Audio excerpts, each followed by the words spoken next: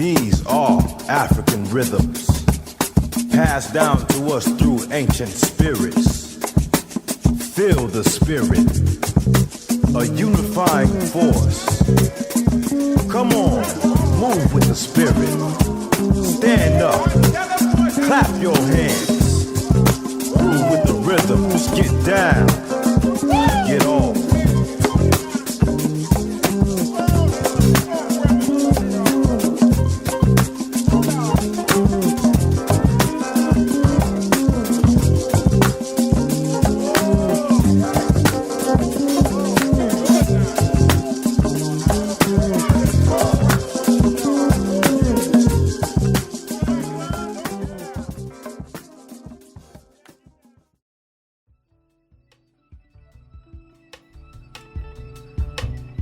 Writing in the PAIGC's Political Education for Liberation in Guinea-Bissau 1963 to 1974, Sónia Vaz Borges highlights the link between militant education and consciousness formation, more specifically critical consciousness formation, and its relationship to the sustainability of liberation movement, that is, the African Party for the Independence of Guinea-Bissau and Cape Verde. Borges writes, born in Guinea-Bissau with an extensive diasporic network, the PAIGC emerged out of a long tradition of resistance in Guinea-Bissau, Cape Verde, and Portugal. In a struggle that lasted from 1903 to 1936, the people of Guinea-Bissau revolted against the hut tax, a property tax that was imposed on people's homes and that across colonial Africa was used to force people into wage labor. In the case of the Cape Verdean Islands, a significant peasant uprising known as the Revolt of Hebreiro Manuel in 1910, a small village on the island of Santiago, struck out against the deplorable conditions of subsistence in the countryside. In Lisbon, the political center of Portuguese colonialism, discontent grew, particularly after the Second World War, amongst the more politically organized African students who had came from colonized territories to pursue university studies in Portugal. From the state-created House of the Students of the Empire, African students created the Center of African Studies. The political curiosity of African students found expression in clandestine study groups housed in the private home of the Esperanto Santo family. Their home became a hub where critical political thought around national independence and liberation began to emerge amongst African students. Amilcar Cabral, who was studying agronomy in Lisbon at the time, emerged from these experiences to lead struggles in Guinea-Bissau and Cape Verde and became one of the most influential anti-colonial African liberation leaders. Inheriting the collective outcomes of these political and intellectual rebellions, young Africans discovered their generation's mission: to fight for Africa's independence from colonialism.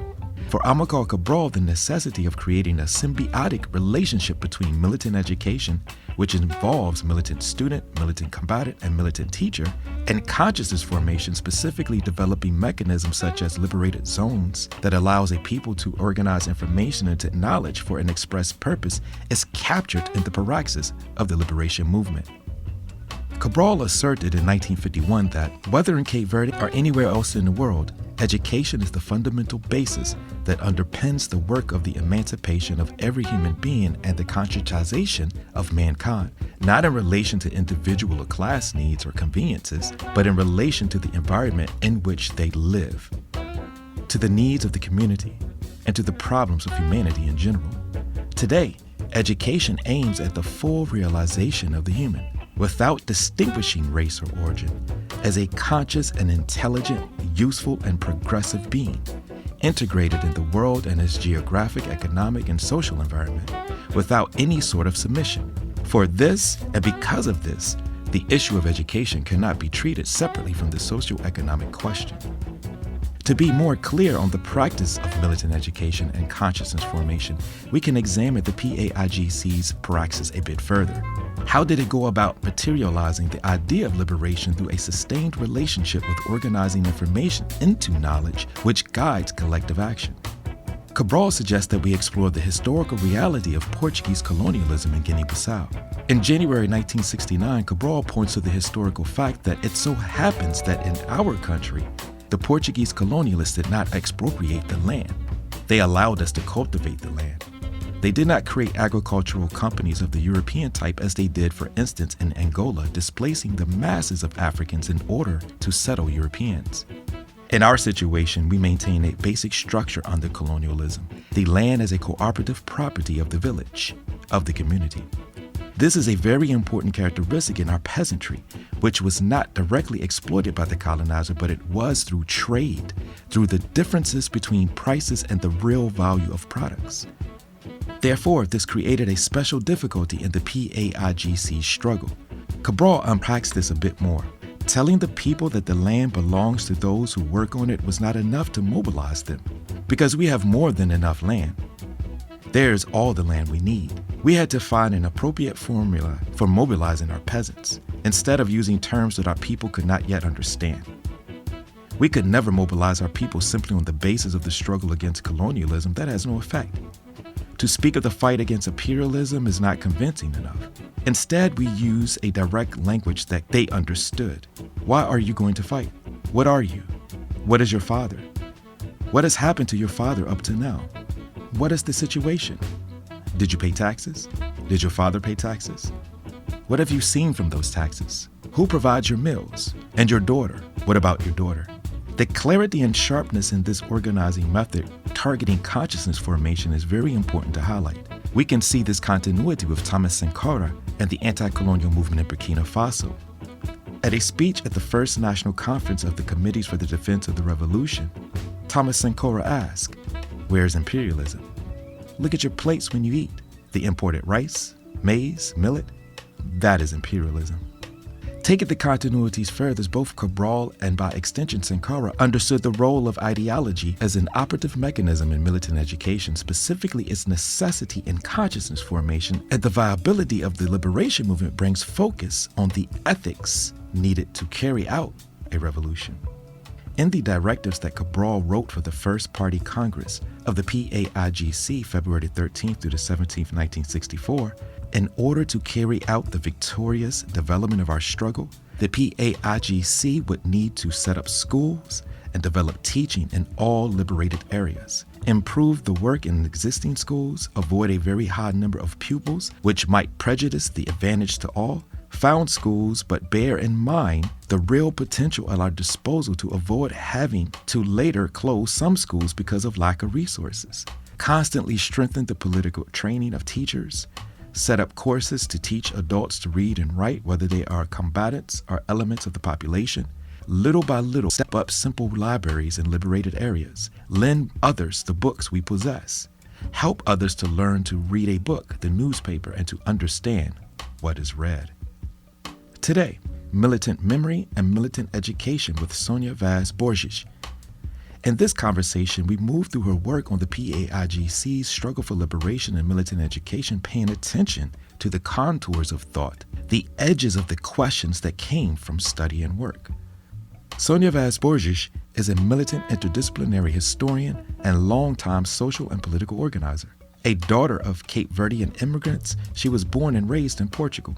She is currently an assistant professor at Drexel University in the Department of History and Africana Studies. Her work focuses on the silenced histories of people, specifically people's actions and roles during historic moments of socio-political change, the liberation struggles and social movements around the world, and their internationalism and solidarity in relation with the fields of education and memory, space and architectures, through the practice of anti-colonial, decolonial, and militant research and writing. Her work as an interdisciplinary historian has developed in 3 international public universities, Lisbon, Berlin, and New York. Professor Borges obtained a BA in Modern and Contemporary History, Politics, and International Affairs from the ISCTE University Institute of Lisbon, as well as an MA in African History from the Faculties of Humanities of the University of Lisbon, and received a PhD in Education Sciences, History of Education from the Humboldt University of Berlin. In August 2019, Sónia finished postdoctoral work at the Center for Place, Culture, and Politics at the Graduate Center of the City University of New York under the theme Consciousness and Revolution.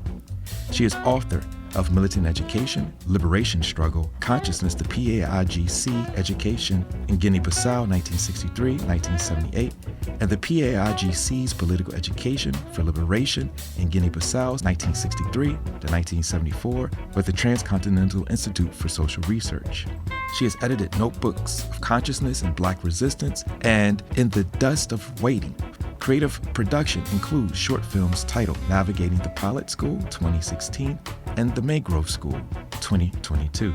She is currently working on her next project focused on the walking archives, the liberation, struggle, memory, generation, and imaginaries.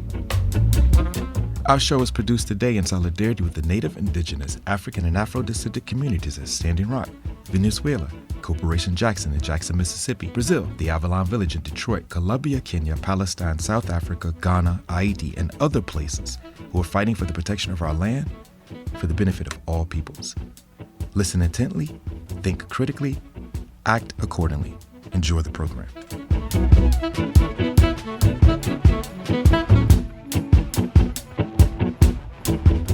I want to take a moment to just thank you for taking the time to join us today to have a really robust and organic discussion about some of the work that you have done, but more importantly, the work that you intend to do based upon, the genealogy and the traditions and the things that you have done, not only on campus or in academia, but also off campus in your organizing work. And with that being said, thank you, Sónia, for joining us today for this conversation. My pleasure. Thank you for having me. So if you don't mind, I just want to bring a little bit of our off-camera conversation. Specifically, I was just making a reference to creatives. We tend to do, certain work and we do it and we leave it. But then we really want people to look at our new music, right? Our new work.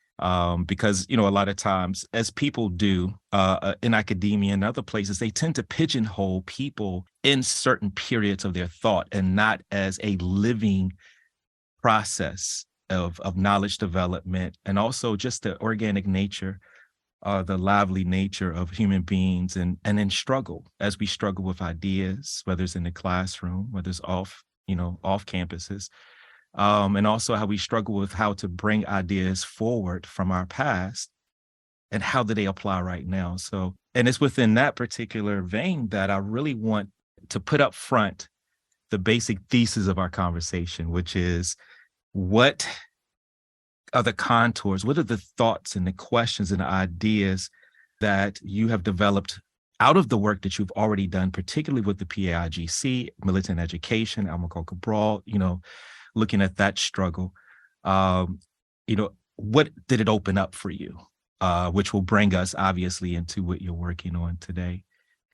So I wanted to put our thesis right there. So as we go into this whirlwind of a conversation, our listeners will have at least that particular post, but also I think it's going to be important for us too, right? So you're asking about the contours or what led me to study the PAIGC. Am I right? Yeah. So we can start there. We can start. What even led you to, the work that you have produced, particularly with Militant Education, PAIGC, Amilcar Cabral, and also not just Amilcar Cabral, but the collective, the resistance struggle as well. It's like, what led you there? Well, the other day I was talking with a friend and she asked me that. And I had to go to the back of my mind and see how Amilcar Cabral or the PAIGC got into my life. I was born and raised in Portugal.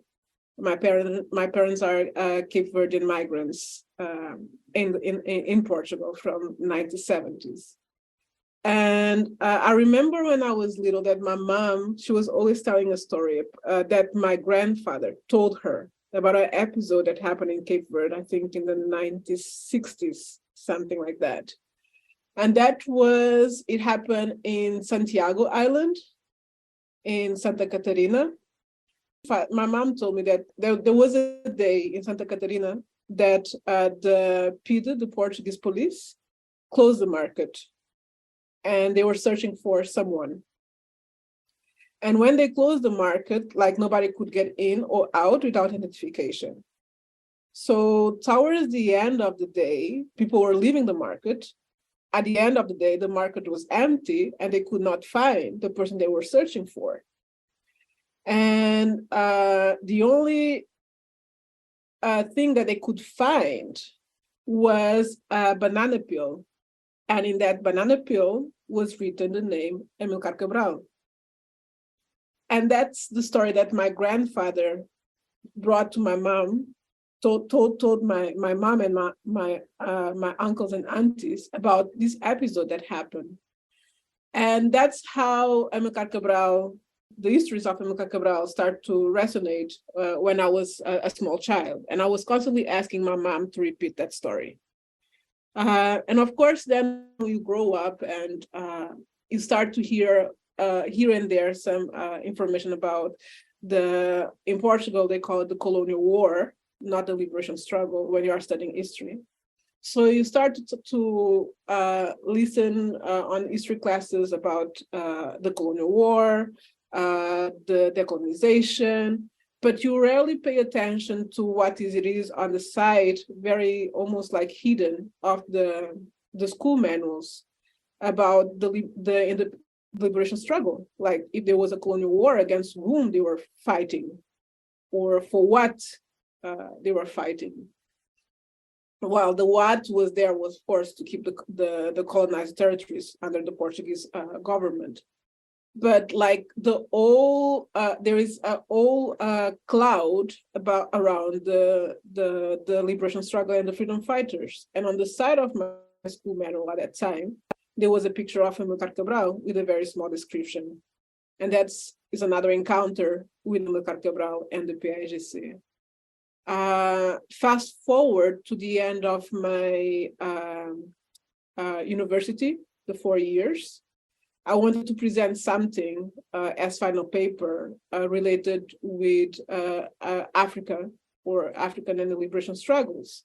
And my proposal to my professor was to write about the impact of the PAIGC or Amilcar Cabral in the end of fascism in Portugal. My professor didn't accept the work.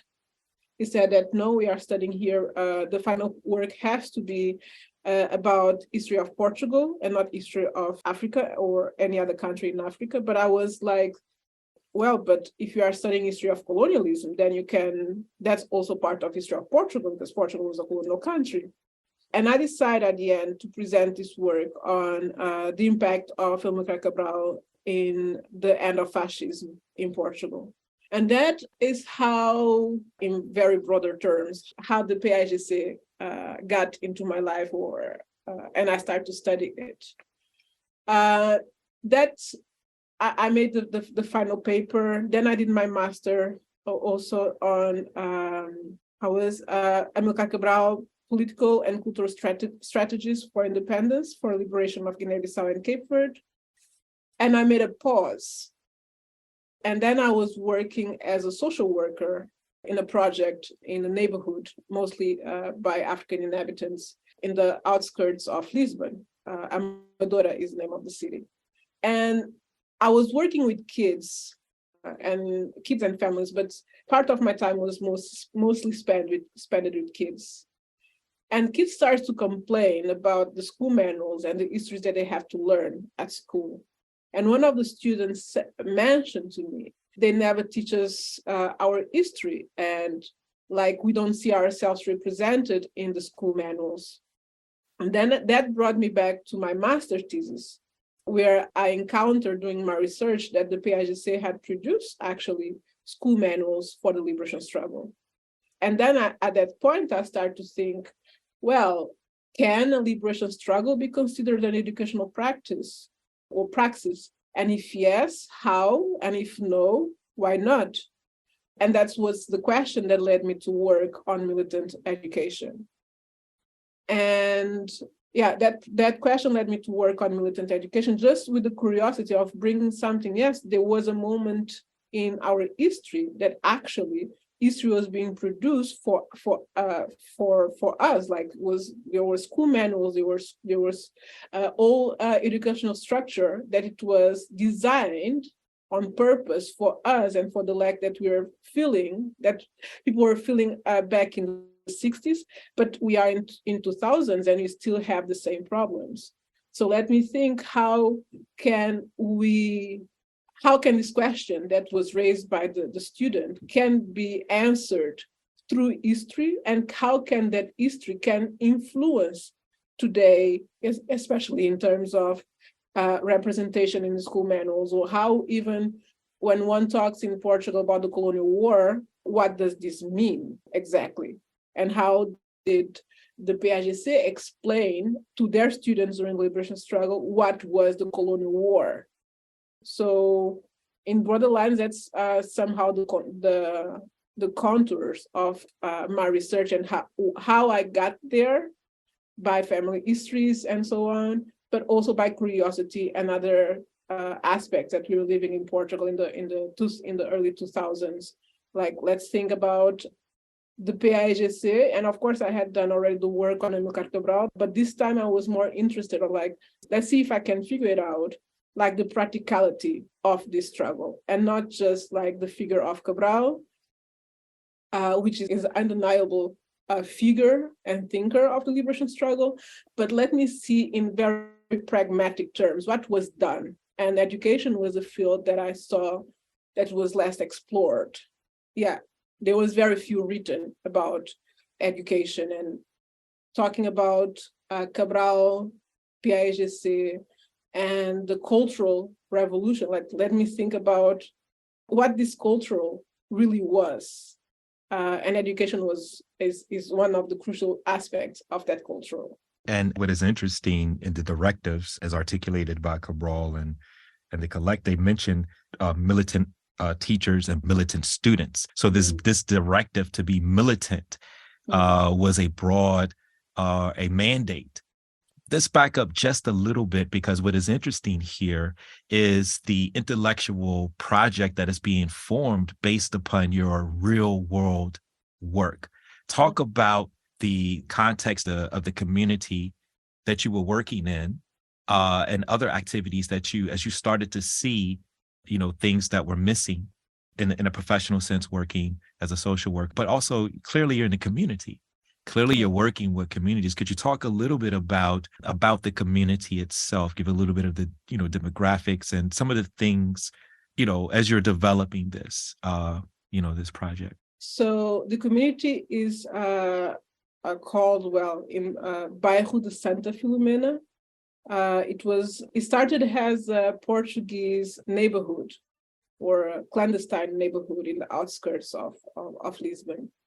And in the beginning 1970s, African immigrants, especially Cape Verdeans, started to arrive to the country. Well, not started, but were more visible in the country. And a way for them to be in the country was like they built their own houses in these abandoned or vacant places.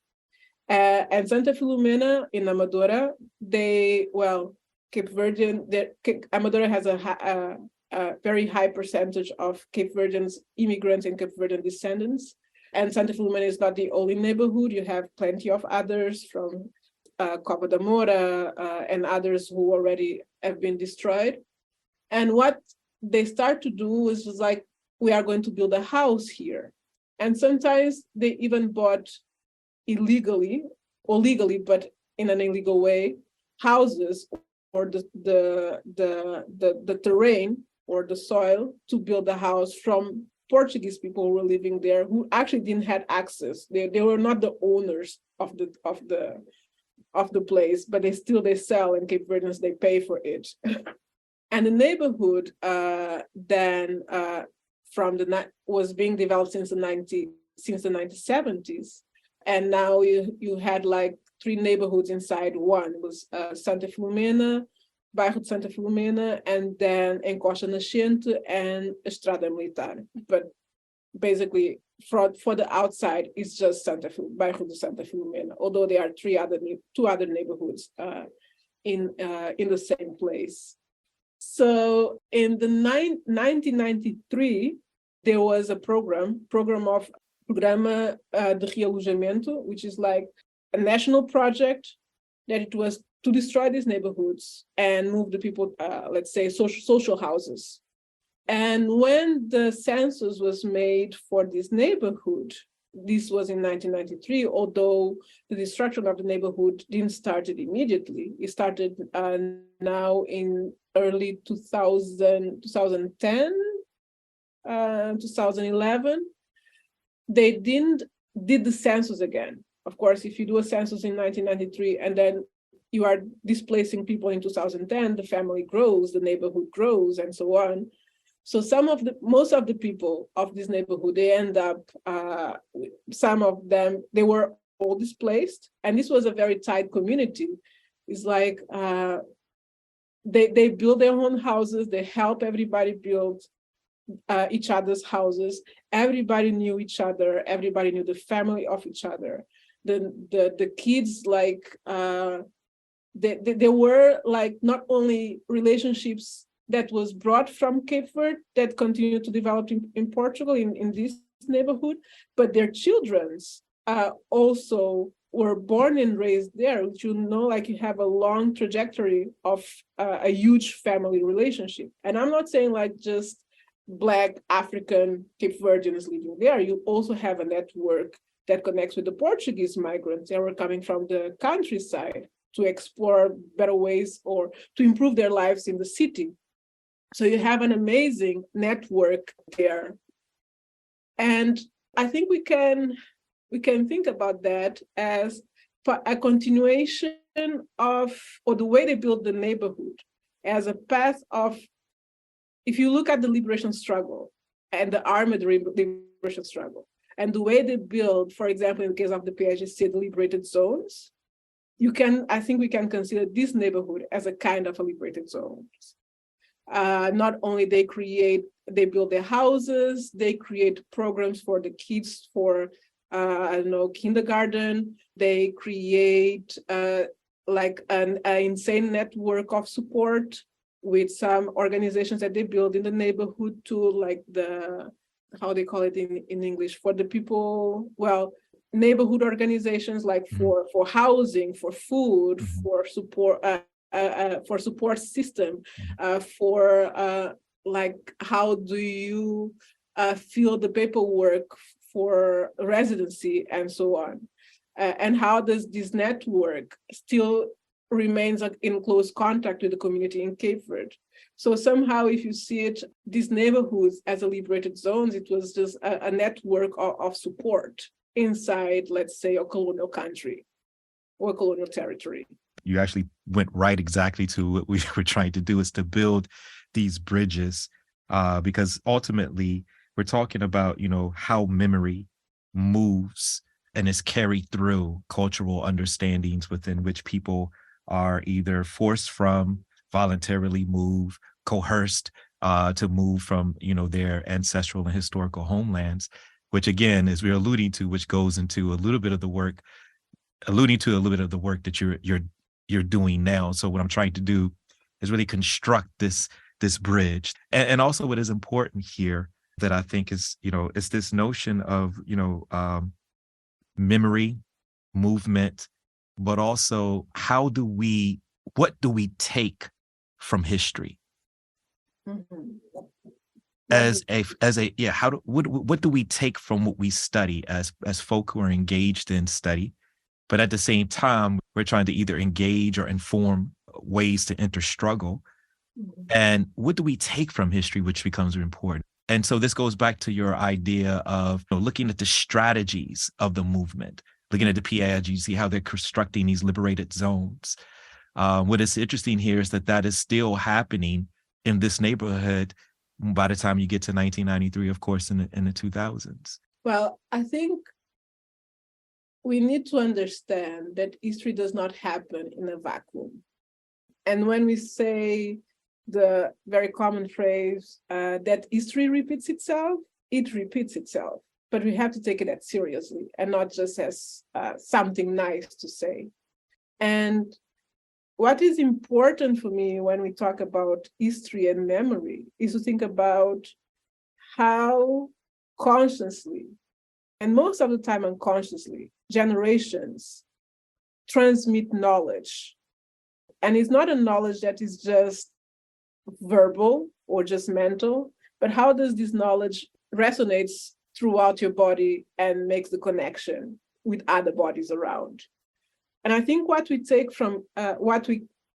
and can take from history is not just the fact of learning facts, but understanding those facts and understanding like the long tradition of those facts, and to think about those facts, not just something that happened in the past, but something that continues to happen in diverse aspects of our lives, and to read history in relation.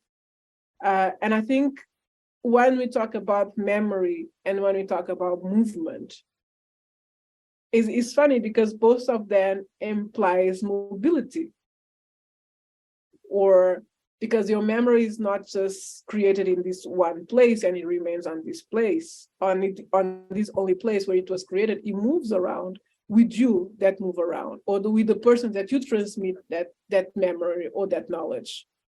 And again, we have memory and movement as not something static.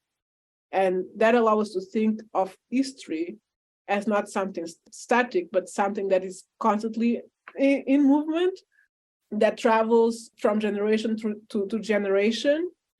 And I think one of the things that we can take from this process between PAIGC liberated zones, and now we have Santa Filomena or many other similar neighborhoods in Portugal, is to see that this continuation, that if you don't pay that much attention, almost goes as it didn't exist, but in fact, not only it exists, but it continues, it perpetuates and improves itself independent of the place where it's being built or made.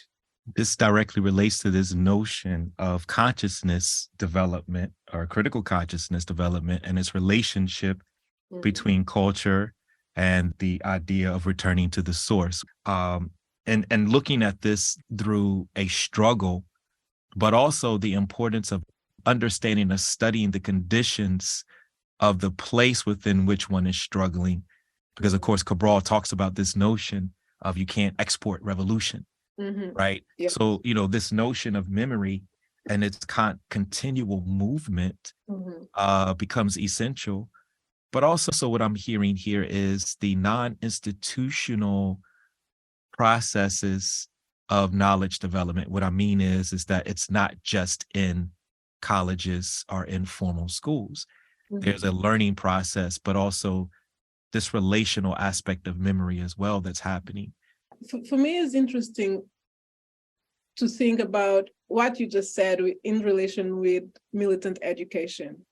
And also to think about militant education as something static that happened in the past, or just happened during the period of 1963 to 1978. That was like the range of my work, but to think about this long line of thinking about militant education. And also, as I define militant education as an anti-colonial and decolonial process, and you look by the process of the PAIGC, this militant education was happening much earlier than one that we are talking about. Let's say, for example, the clandestine or the underground study groups, they are already part of the militant education because they are in the process of anti-colonial and decolonial. And also to think about how then is going to be in the future. And this going to be in the future brings me back to think about what we mean by liberation struggle. And I define it as individual collective process response of people who become conscious of like oppression, dehumanization, racism, and so on, start to think about how we are going to break down these limitations or that is being put on us. And if you look about, like you mentioned about the militant teacher is the person that has all this work to do at once. Not only it has to decolonize themselves, also to think in an anti-colonial way, and also to think how I'm going to teach the next generation this anti-colonial process that we are doing. So I see the militant teacher as a person where all these aspects are combined, like the militant education, the liberation struggle, and how does one envision this process to develop in the future. And to force us not to think history as a static, we still see this process happening today, being teacher or not teacher. It happens to all of us who becoming conscious of this, but it doesn't necessarily happen only by people who achieve a high degree of education. We create, as activists or militants, I prefer to use the word militant, we create so many spaces where we allow this to happen.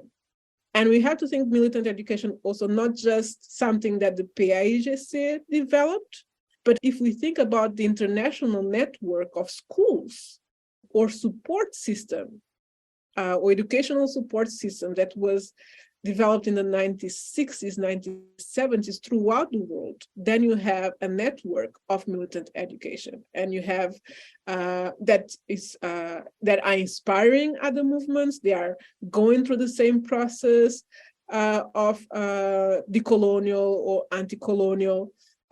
We have a network of materials that are being produced, translated to several languages, and all of this is militant education. And we still have it happening today. Maybe not the same as it happened in the past, because we have now a huge array of technologies, of ways of communicating and creating and developing, but it's still the process of militant education happening. And that brings us back again to history and memories. We are learning this. Something was done and probably not well studied, but we are still, without knowing, continuing those networks and continuing those practices. And with militant education, it was important for me to see these processes developing and to understand them and to unveil, at least basing on this innocent question of a child that had, 10 years old, to think, oh, let me see if something in the past can still connect it to the present day. And that was 2010, 2011.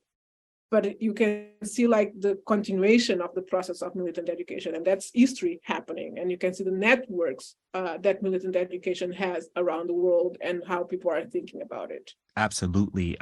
It's how we develop knowledge, but also this contestation between dominant ways of understanding and forming knowledge and the way that African and African descended people understand knowledge development. There is no contestation or a separation between theory and practice.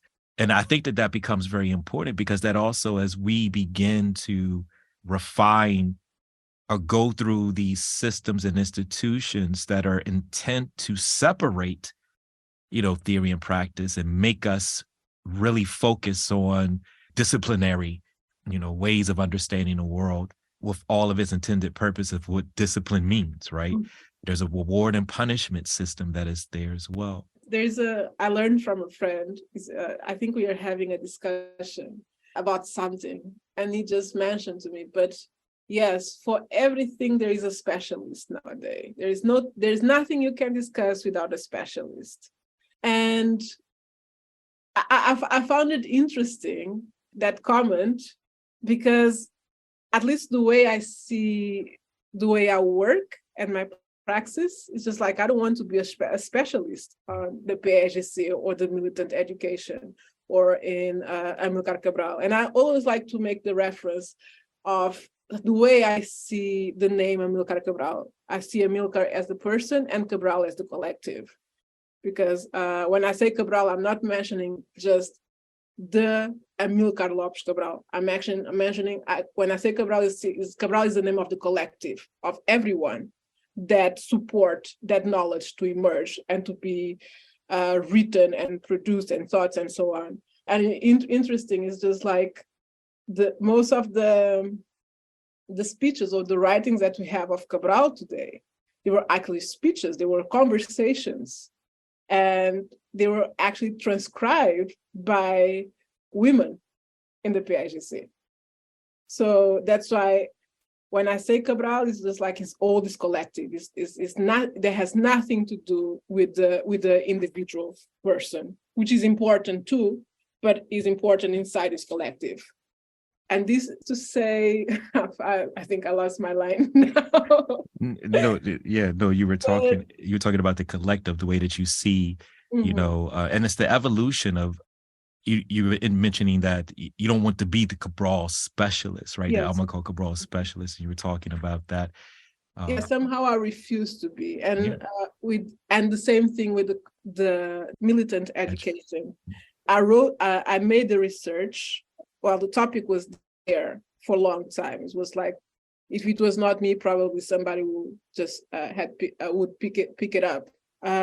But even militant education is such a collective project or such a collective work that for me, it wouldn't be possible for me to do this work if it was not by this collective that is still alive from the PAIGC.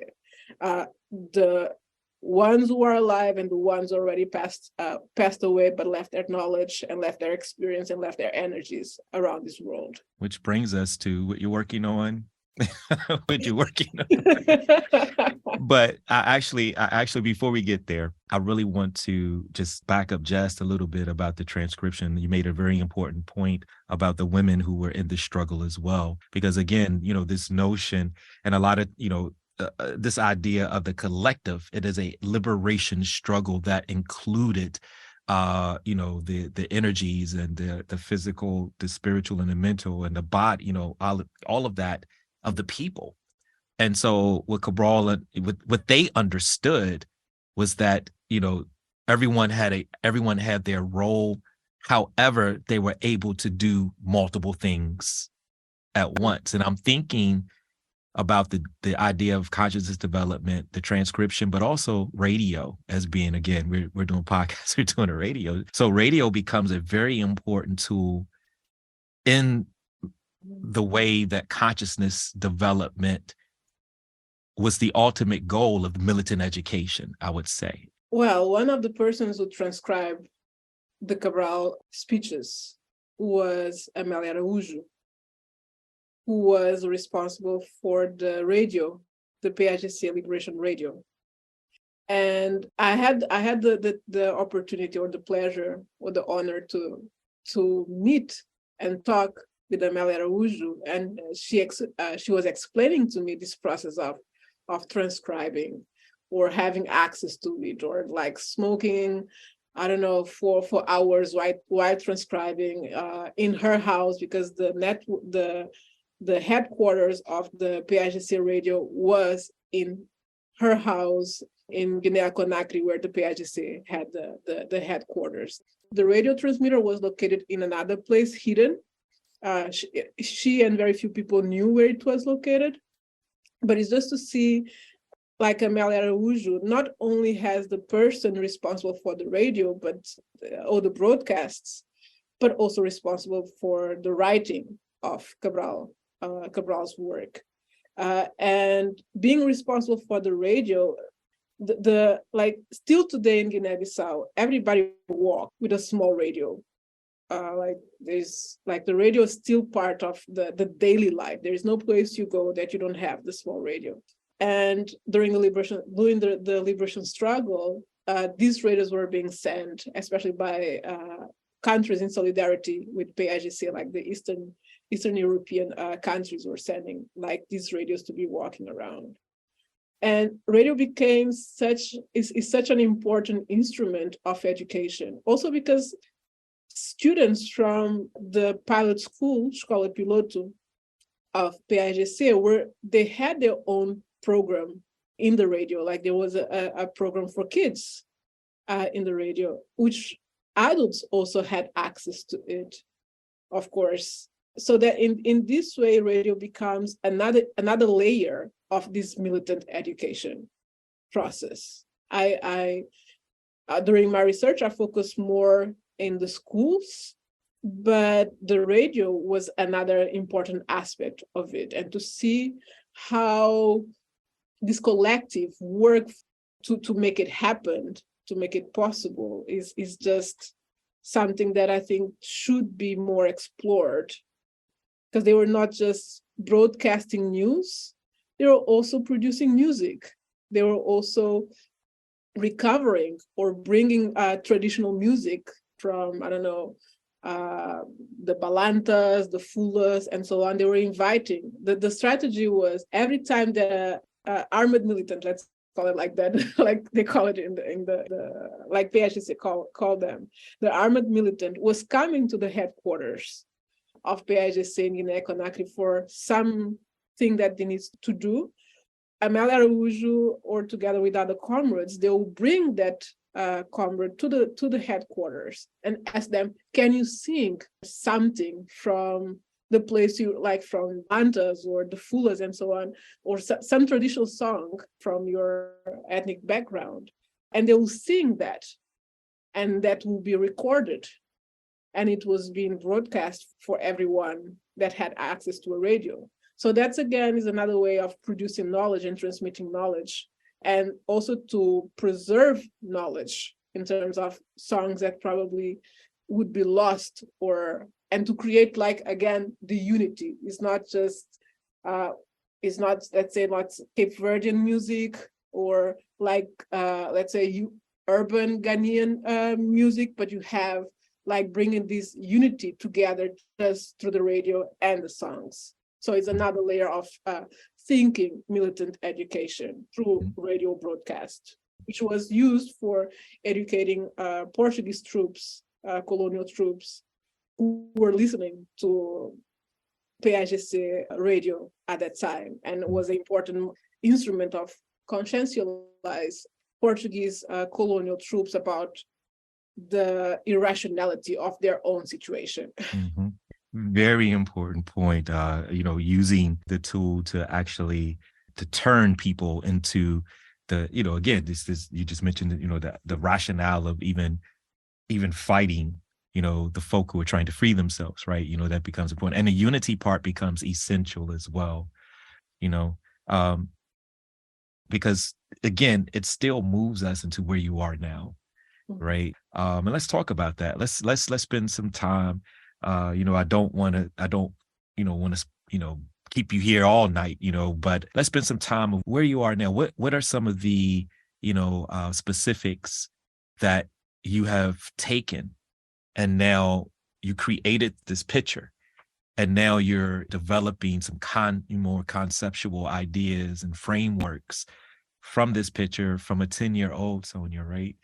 And now you're moving forward to reimagine the future. Right. And so, to me, I'm hearing that there are some very, clear reimagine, like, future. We're trying to think about beyond struggle, right? How do we move? And that's where I kind of see where you are moving, or saw where your work is moving to, which brings us again where we're at now. Where are you now? Where am I now?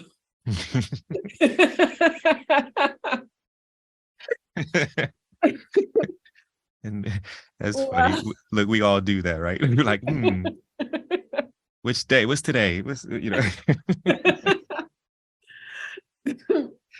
Well, I think that brings me back to Santa Filomena again. When I was working in Santa Filomena, and it was a very hilly neighborhood. It has couples of long roads that you just have to climb. Let's say climb. I can't find the word now in English. And during my time in this neighborhood, I was constantly walking. Walking was my daily life. I was walking from home to work, from work to home. And while I was there, I was walking from house to house, going up and down the streets. It doesn't matter if it was sun or rainy. And I didn't have a fixed office, which means that people's houses became my office. And there was became my office there. If I had to use the restroom, I would knock somebody's door. It's like, can I just use your restroom?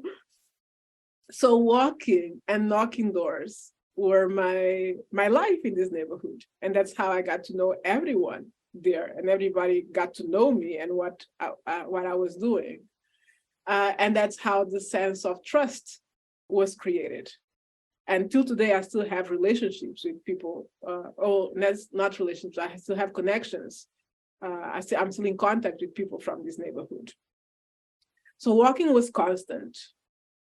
And when I was doing my research in Cape Verde and Guinea-Bissau, the walking continued. I had to walk to people's houses to interview them. I had to walk to, for example, in Cape Verde, to the Amilcar Cabral Foundation, mostly every day, because, well, they provide me a room where I had access to a computer, to internet, and so on. So and where I could store some of the materials. So made my life a little bit more easier. But that still implied that I had to walk. I have to figure it out where people lived.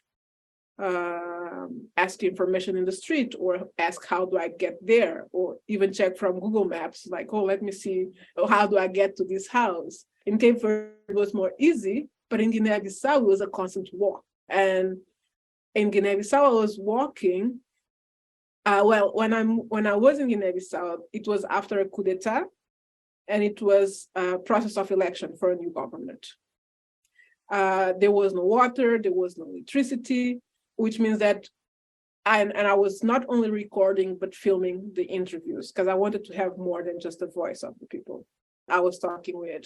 So which means that I had to walk with, I don't know, kilos, I don't know how, or pounds, a couple pounds of weight in my bag. I had to carry the camera, I had to carry the computer, the batteries, the tripod, everything I had to carry. And then find a place to recharge these batteries and continue to work on the next day. And I was constantly walking. And Guinea-Bissau didn't have the archives that I was expecting to.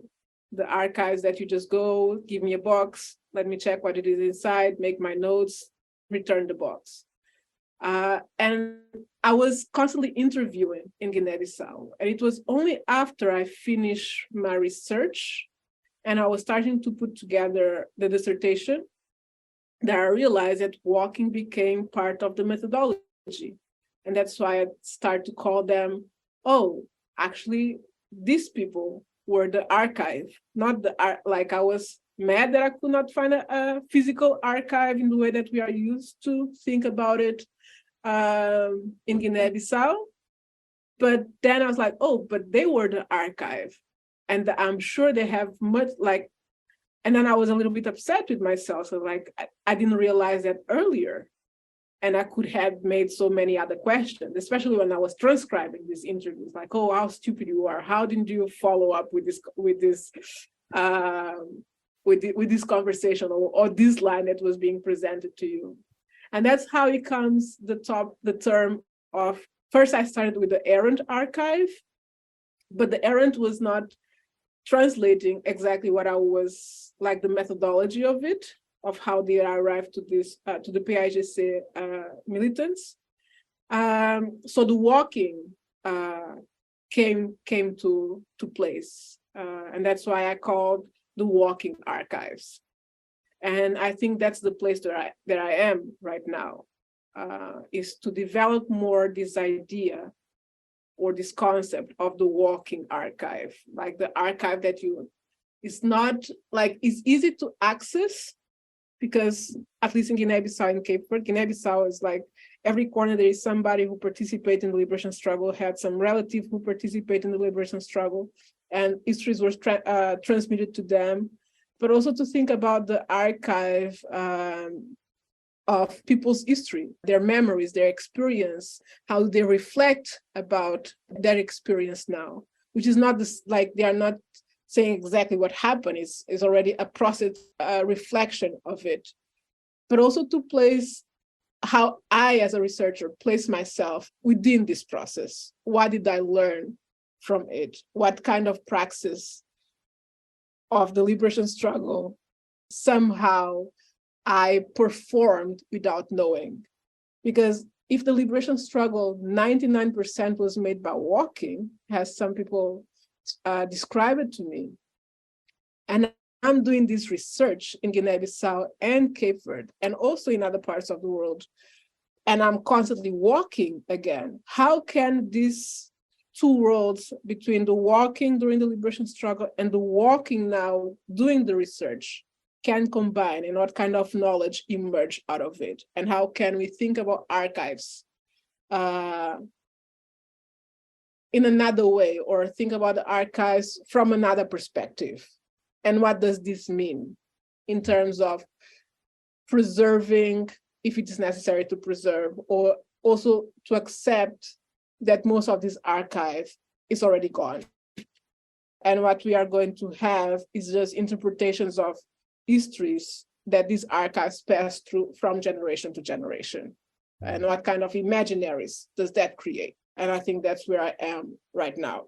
I'm with you because, like 6 things just opened up for me just now, like, because I'm also thinking about, I'm not going to go through all 6, but I'll just posit this one, and then we can put a pause in our conversation. Again, for me, I'm thinking about knowledge. I'm thinking about anti-disciplinarity, how the idea of indigenous knowledge transmits itself across time and space. So I'm also thinking about the space, but we're walking in a space that also was part of a liberation struggle. And what does that mean in the context of an African world that is still faced with a lot of the particularities of oppression that comes out of chattel slavery, Jim Crow, apartheid, colonialism, imperialism, all of these particular struggles. And the reason why I think that becomes important in the space that you're in, becomes a very interesting space, is because a lot of this, when you talk about space, walking, knowledge development, people who were here who are no longer here. At the same time, there's these competing forces of gentrification. There's the AFRICOM on the continent. All of these things, again, as you see, like you've actually put me into your space now. So now I thought I had it figured out, Sonia. I thought I thought I had that too, but I didn't get to. Like now, I'm like with your question, I'm not saying. Right. No, I'm just, it's just, we're just thinking out loud, and I think it's important because it becomes generative as those who are actually probably working on bits and pieces of this, because I think the collective process becomes important. When you mentioned the collective, this is a collective struggle. We are not working in isolation. Even though when you're working in spaces like the academy, it tends to naturally put you in these spaces. But, a platform like this, the relational aspect of how your work leads you to meet multiple people who are working on bits and pieces. And also the fact that, like you said, I thought something was interesting that you said, is that, the idea that, you do not have this notion that this is my research, like this is my, some people have this imperial tendencies of, this is my work. You were like, no, somebody's going to pick it up. You know what I mean? Because it's bits and pieces of memory. And how do we piece them together to really think about the future? Again, I don't know if there was a question there. No, but it made me think about one of the crucial, about the anti-disciplinarity. And I consider myself a very disciplined person, but in terms of research, I'm very anti-disciplinary. And I think one of the crucial books that made me helped me to think like that was, how was the name? Decolonized Methodologies from Linda Tilwan Smith, which is again focused on indigenous knowledge from New Zealand. Yes. I know exactly what you're talking about. Yep.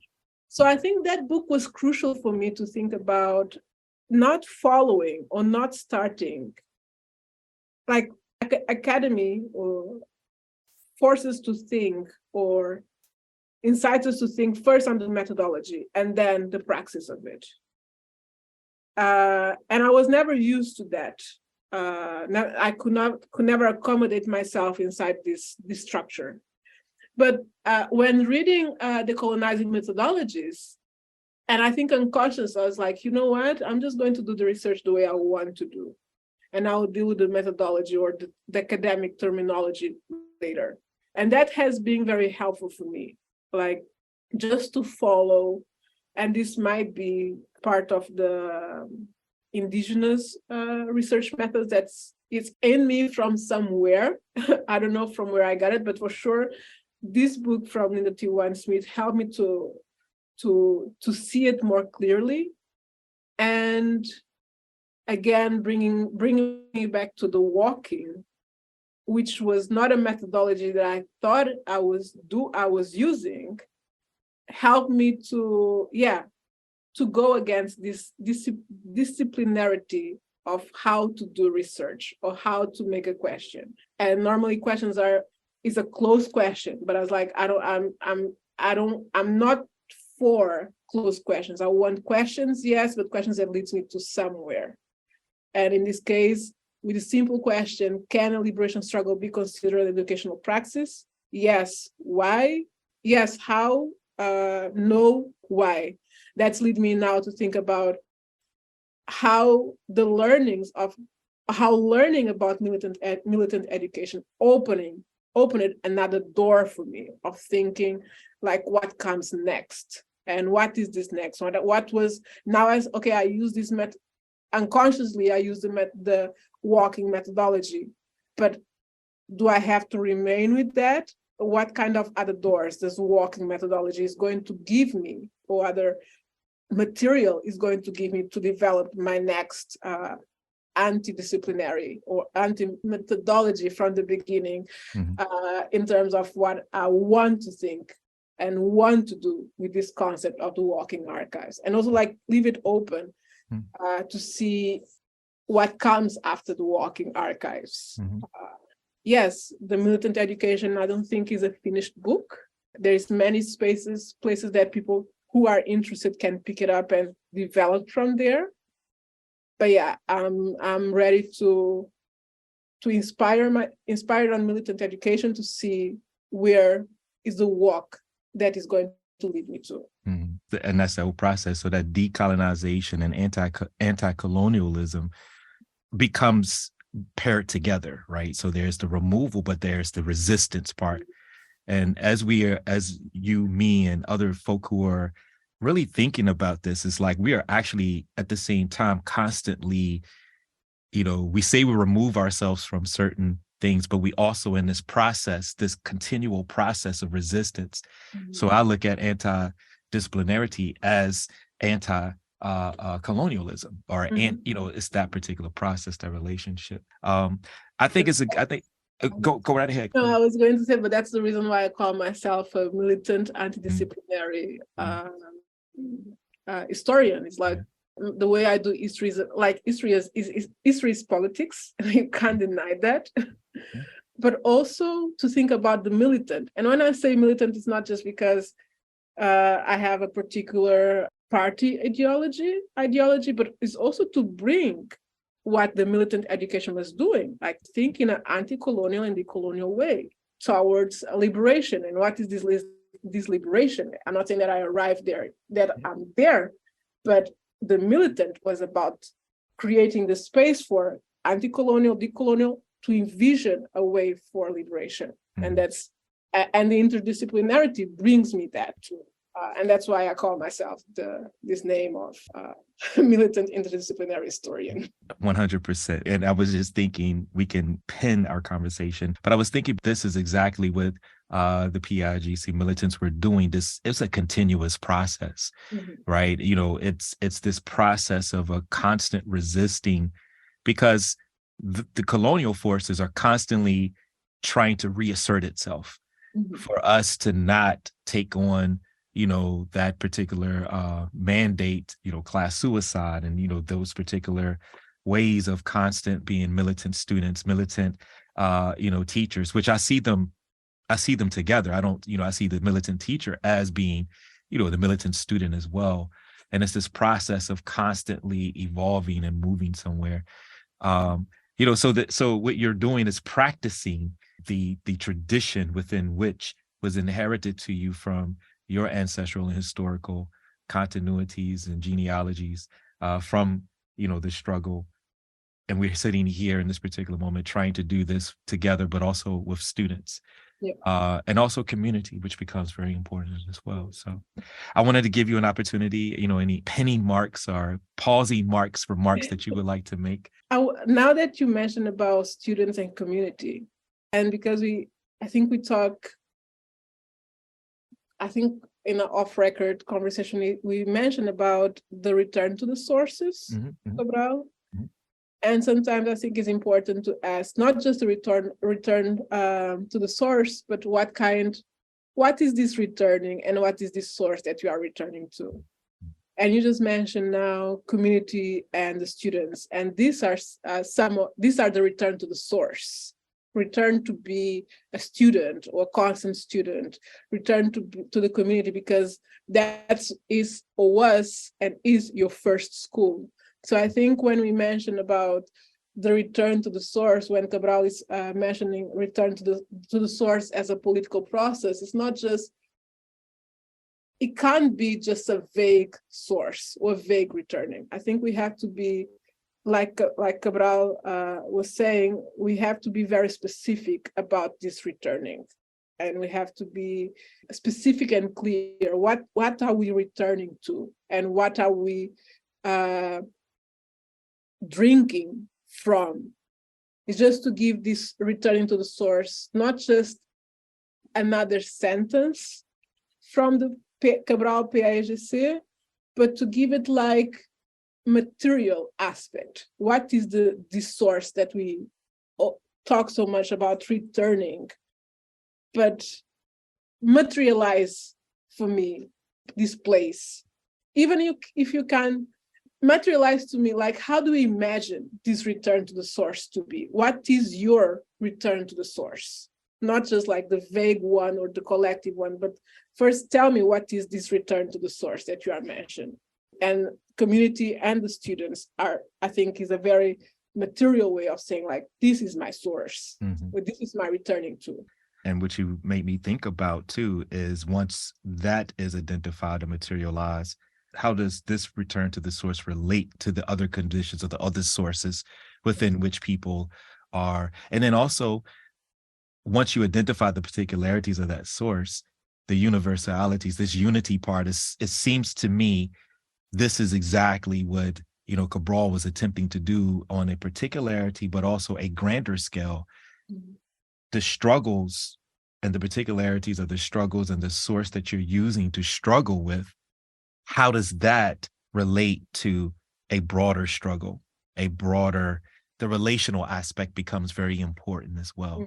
Again, thank you for your time. Thank you for thinking, about, these things. And yeah, no problem.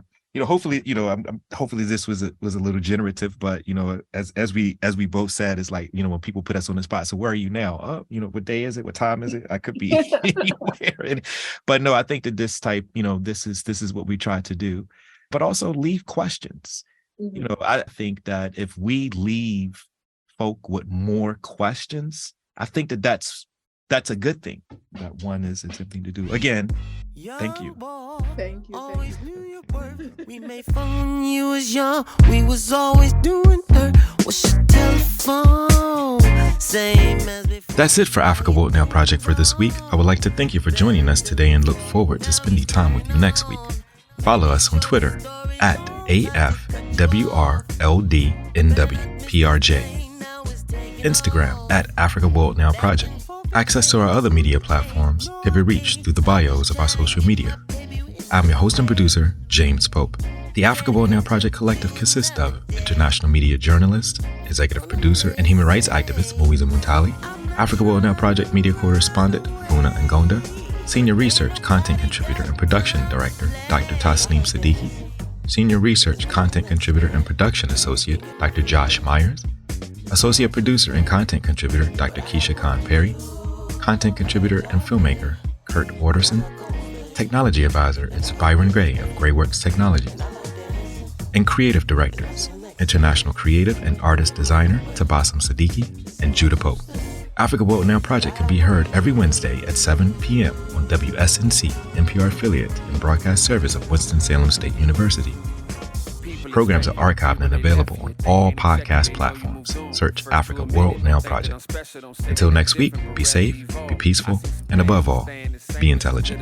I'm okay with change if it's for the better, but playing it safe is a trick to conform. Don't get conditioned to thinking you wrong when opinion is stronger than fiction with none. Be realistic, some people is twisted and their sole intention is just to perform. The mobile the same, the flight number isn't. I might come to visit, but can't stay to kick it. My life is just different. I get down to business and then I go hang, never for long. And I like dancing, and that's the next man. And get my feet wet.